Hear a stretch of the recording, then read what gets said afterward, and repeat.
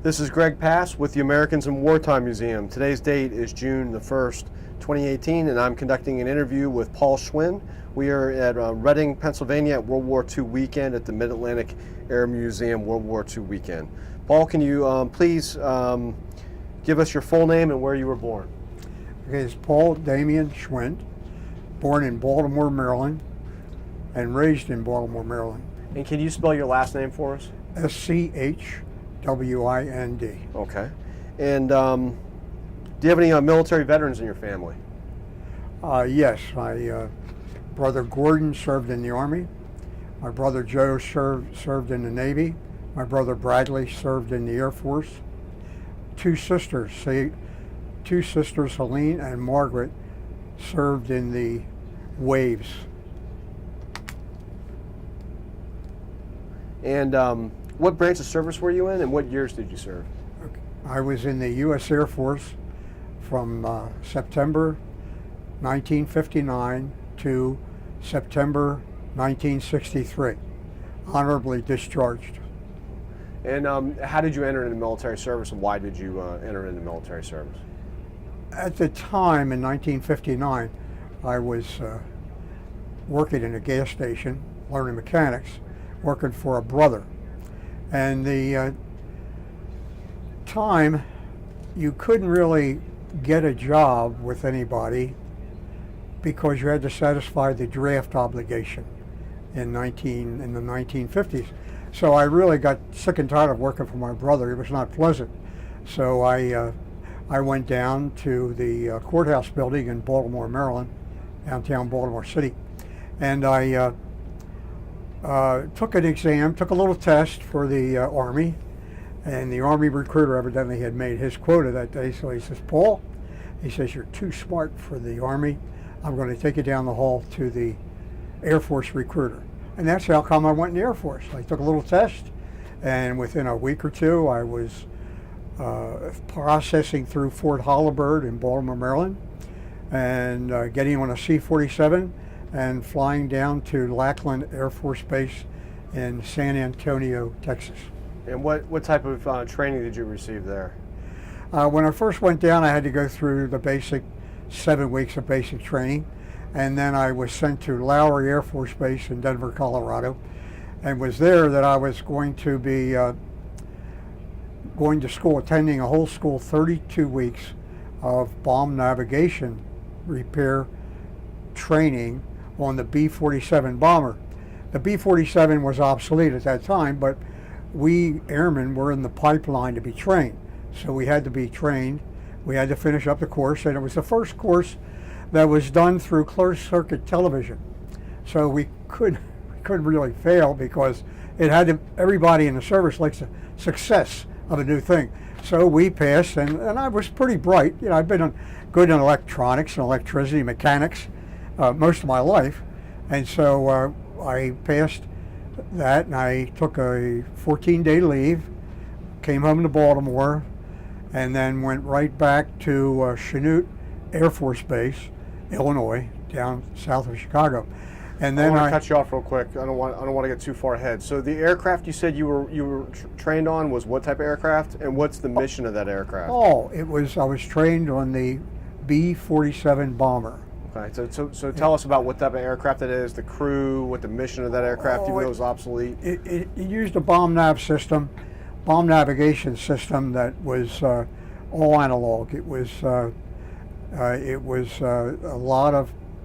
mechanical. They used a mechanical bomb navigation system where they would have it hooked in to a gyroscope. When you take a plane off the ground, a bomber, you have a gyroscope to start it, so you know where point zero is. The gyroscope doesn't change. Now, it will stay, the three gimbals will stay where you took off from.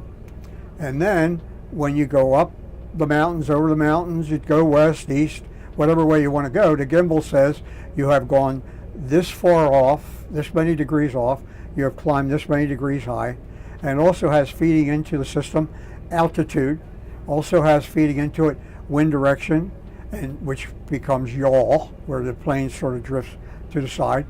And so all this is put into this bomb navigation system so that when the bombardier is using the bomb sight, and I don't know what kind of bomb sight it was, we didn't see that. That was top secret.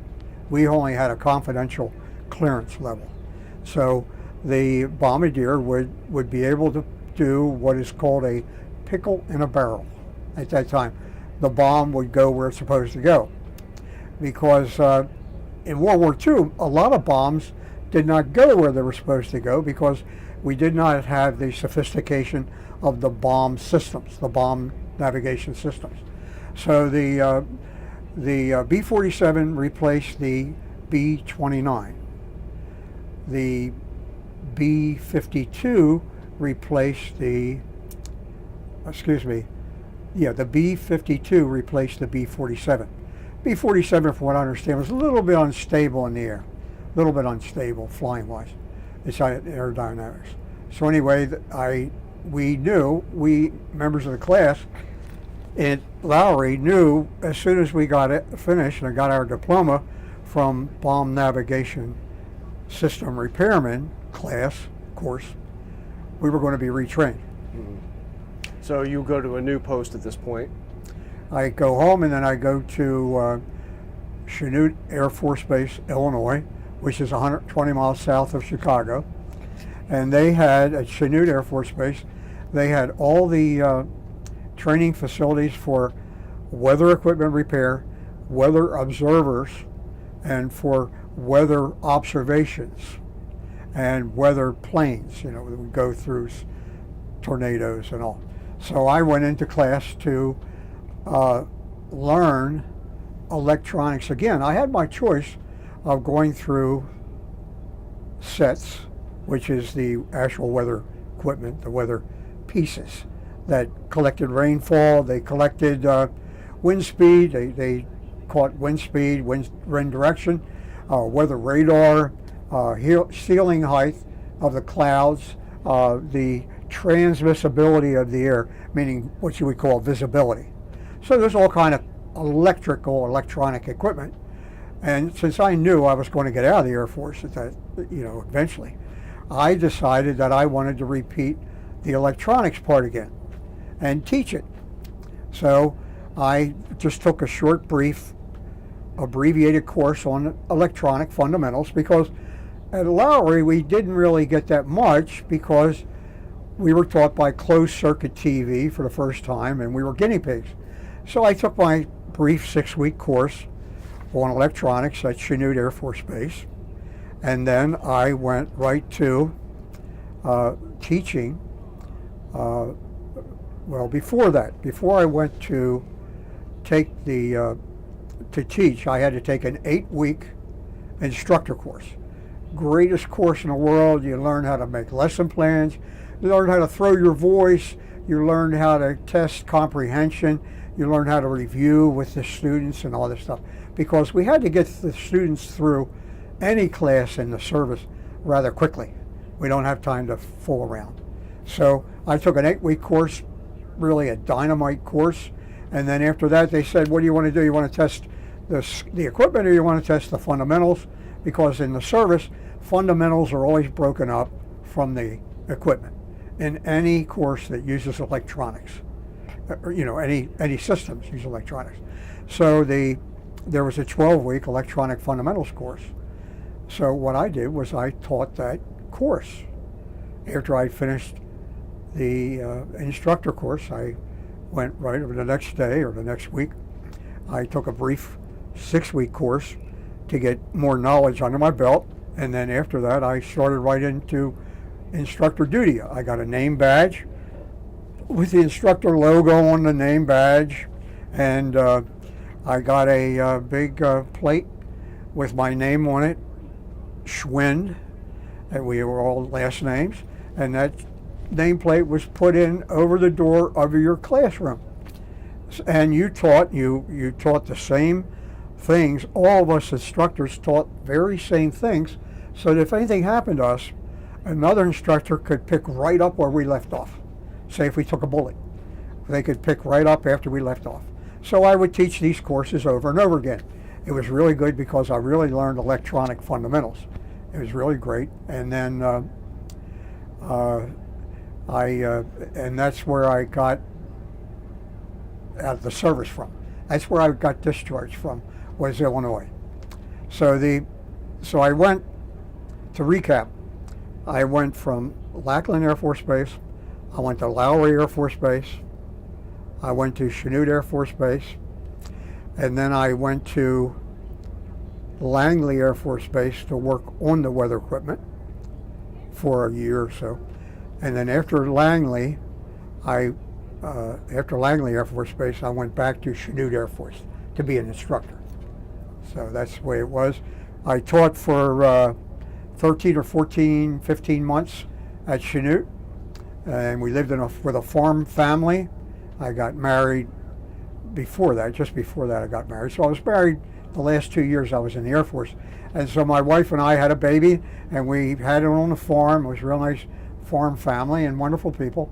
And it was a really enjoyable time of my life. Did you meet her, was she in the Air Force? Or? No, she was a hometown girl. We had met at her high school dance, her high school graduation dance. She was from Baltimore. She was born in Baltimore like I was. She was a year younger than I was. She went to Institute of Notre Dame in Baltimore City, and she graduated. I think she was president of her class. And we met because we just met recently, and she wanted me to take her to her white dance, or her graduation dance. And then, so that was in like May of 59. Then we dated that summer. And then by September, I think September 23rd of 59 is when I went in the Air Force, when I enlisted in the Air Force. So take us back to the time period you were serving in the military. What was the political climate there? What was the enemy that we were preparing for, as far as Cold War type stuff? What was the feeling in the military at the time? In other words, today, if you go to a young soldier and you say, "Who are you preparing to go to war with?" It's be pretty easy. They're gonna say someone in the Middle East. Or they're gonna say North Korea. What was going on in your time in the service? Okay, when I was when I was getting ready to go in the service, we were in the Cold War. Eisenhower had just been president. He was a hero. And then I think Nixon, or maybe somebody else, it was Nixon. It wasn't it was not Kennedy yet. So the Republicans were in. There was a lot of hawkishness in Congress, war hawks, where they weren't going to put up with anything, and we still had Korea fresh in our mind. I think the Korean War may have ended in 1952 or 1953. I'm not sure, but that the Chinese had overrun a lot of us in Korea because the North Koreans were losing. So in 1952 or 53, the Red Chinese were put into the fight. And that really was not good fighting, you know what I mean? So anyway, it was a stalemate. The war never really did end. They never did sign the end of a war, an armistice, until I think maybe recently they may have signed something. But anyway, the war never ended, so it was fresh in everybody's mind. And we were we had the Iron Curtain, very prominent in Europe. We had where we had just finished up the Berlin airlift in the 1948. So we were very conscious that the United States was the moral compass of the world. That these other people, the Russians, the Chinese, we didn't even think about Middle Easterners. They weren't. We paid them $2 a gallon for or $2 a barrel for their crude, and they didn't even make noise. So but their Cold War was going on.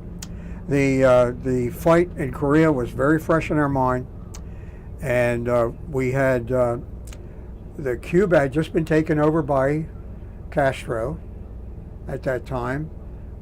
Yes, he was still friendly, but by 1960, Cubans were coming in the Air Force and the Army. We were bringing them in, the Cuban young men. But I went in 59. We weren't worried about Castro.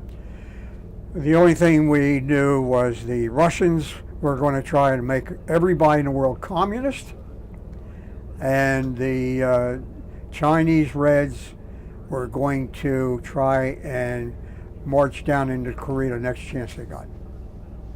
So yeah, we were ready to go, and we had our heroes, and we had not started in Vietnam at that time, 1959. We didn't start to put observers or advisors in Vietnam until I think about 1964, 1965. There was no noise coming from Vietnam at that time. So no noise coming from Africa, no noise coming from Vietnam, no noise coming from the Middle East.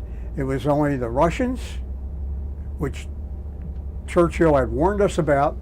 The Russians had dropped an Iron Curtain over Europe, and we were concerned about the Red Chinese. The Chinese, we were redeveloping. We sent Deming over there to redo their steel industry, and they took over the steel business in Japan. Deming was a guy who was sent over by the State Department to resurrect their steel industry. So we helped them. MacArthur was over there at that time. No, MacArthur he had been fired by Truman by the time I went in the Air Force. He had been fired in like 1953. He had been fired, and that was another hero that had been fired. See? So we had Dwight Eisenhower as a hero. We had the Pope. We had the British generals that had fought with us. We had the French. We had the Canadians. And we had Eisenhower and I can't think of the other generals' names, and admirals, Nimitz and all. We had heroes. We didn't have people tearing them down. Yeah, but the biggest motivation I had was I wanted to get away from my brother at the gas station. There was no future for me, and I had to avoid the draft. Those two things. So I enlisted, and it's the best thing I ever did. You said earlier, that the actual bomb site, you said you were not from. Did I catch you wrong? You said you were not familiar with that part? No. Okay, so what exactly was it that you were training the guys on? Was it like a small part? Like, tell us the equipment that you were actually training on. The set of the bomb site, the bomb nav system, was a big gyroscope about this tall, about this big around, with all these gimbal motors in it. And its output would go into a bunch of modules. And the modules were like azimuth processing and this signal processing and that kind of an amplifier and this kind of a signal processor and conditioner, until it got, and the computers, part of it, were all analog, mechanical computers. They had cones, so that as you flew, the cones would change a stylus. Now these are cones, they're like the size of a bowling ball. And this is the stuff you're actually physically hands-on working on. Yeah, it's brass. Right? This is the stuff that you're fixing. Yeah, they didn't have digital computers then. Yeah. You had analog computers, and they were only good until you went up to the Arctic Circle, and then you had to switch to some other kind of cams and cones and styluses that ran on the cones. And so you had a big, long, you had 25 foot of system spread out, because in an airplane, any airplane, bomber, passenger plane or anything, all the equipment is pasted around the fuselage on the plane. That's the way the systems are made, because you just can't put a great big system in the middle of the plane because it may get hit. So you have it scattered all over the fuselage, up in the top and the bottom and everything. And so you had piece parts were hooked together by cable, and you had a troubleshooting tree that you learned to read, that if you didn't get a signal that we were going west, there was certain cable disconnected and put another module in. Or you diagnosed it needed 2 modules replaced. And if it was not getting a signal for yaw, for the airplane, drifting sideways, you would have to troubleshoot that. And so you would be right there, and they would bring back, from what I understand, they flew these bombers every day. So you had to work on the spare bombers to work on correcting the symptoms of the failure that needed to be repaired. Okay? So they had to take off in a good system. Okay? You weren't up in the plane. You never worked on a plane because everything was on the outside of the fuselage. Okay? And you had these analog computers that are about big as waist can, square, and you got another one here, another one there, and maybe 4 or 5 of them, and then you have feeding into them and feeding out of them little modules all along the fuselage and the gyroscope, and then somewhere up front was some kind of a bomb site, and we did not have the clearance to see it, and but we could do everything else. Gotcha. That's the way it was designed, and we could do everything with our confidential clearance, security clearance, and we didn't need the secret. So I mean, we didn't need the bomb site to look at. And how long did you say the school was for a student to go through? 31 weeks. Wow. 31 or 32 weeks. It was a long school. Yeah, it was a lot to it. There's a lot to it, and but now it's a piece of cake, because today you have digital computers, you have all the algorithms already done, you have excellent magnometers, detect the magnetic field of the Earth. You have excellent gyros. The gyros are only as big as a loaf of bread now. So everything is so quickly communicated that everything's bulletproof. What kind of line of work did you go into after the military, and did your military training help you in your future career? Oh, I went right out and became an electronic technician, working in closed circuit TV systems, designing the horizontal sweep board for the little round TV camera tube, the little image orthicon, and it goes back and forth to scan from top to bottom, and that's the way you make a picture. And so I designed the horizontal sweep boards, or an engineer did it, and I troubleshooted them, and I laid out the printed circuit boards, and I etched them and soldered them together and troubleshot them, put them together in a system, a camera head about that big. Yeah, in those days, the cameras in studios were this big. They were on great big trolleys. They were on tripods, big tires in those days. Today they're like this big, But the ones we did were this big in diameter, about that long, and a couple of them were used in Vietnam. A couple of them were and put into helicopters so they could see what's going on, and a guy would sit with a monitor in the plane. So I was an electronic technician. I enrolled at Johns Hopkins University to get a degree in electrical engineering, and I also worked in control systems design, where you do a lot of digital work to a lot of interlocking, so you can't hurt something. You're like in systems for one system we did was for the synthetic paint business that was being planted. It was a pollet plant over in England. So I got to go over to England. We had to put the system online and everything, and it was testing temperatures. It would take all these temperature inputs, maybe 400 or 500 temperatures, because it was tricky with this latex paint and all that stuff, and flow meters and pH meters and all that stuff. And that's what systems take into them. They take the information out of the gyroscope into a system. You take the information from sensors, from heat sensors, temperature sensors, like thermocouples.